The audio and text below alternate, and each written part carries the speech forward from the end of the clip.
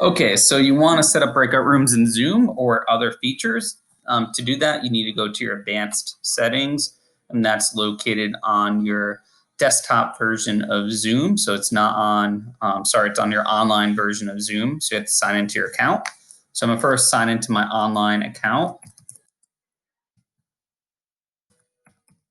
I'm just going to put my browser, Zoom sign in.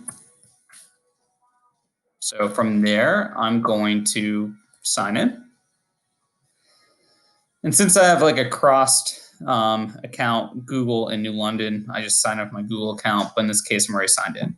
Okay, so what I'm gonna do next is then go to my settings. So I'm gonna go to my settings. To do that, I'm right here. So personal, I'm going to my settings.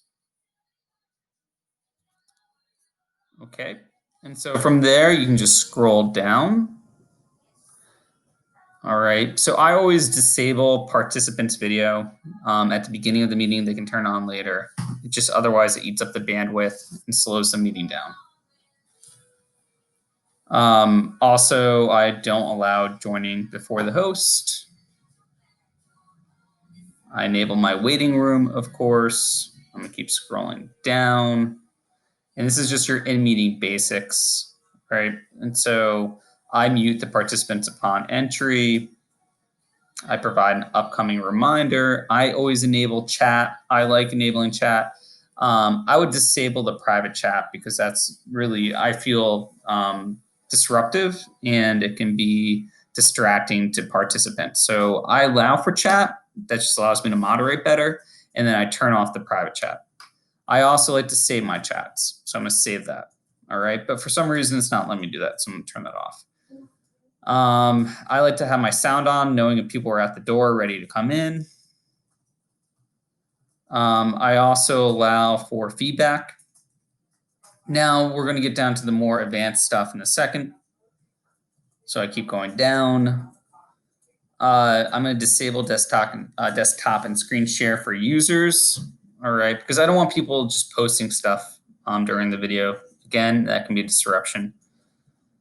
I like to use a whiteboard, so I'm going to put that on. I usually use that for my classes, but you can turn it off. The whiteboard's great because then I can use that during the classroom while I'm teaching. Boom, boom, boom, boom. As I go down, I like the nonverbal feedback. I allow participants to rename themselves during the meeting.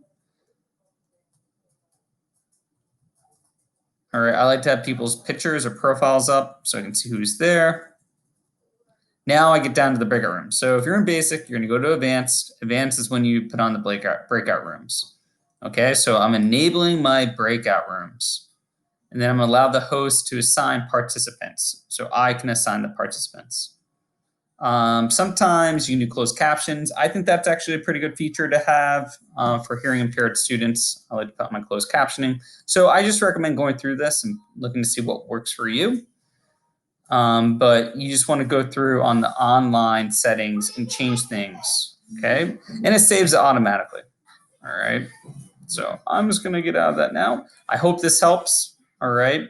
Let me know if you have questions or concerns. Thank you, bye.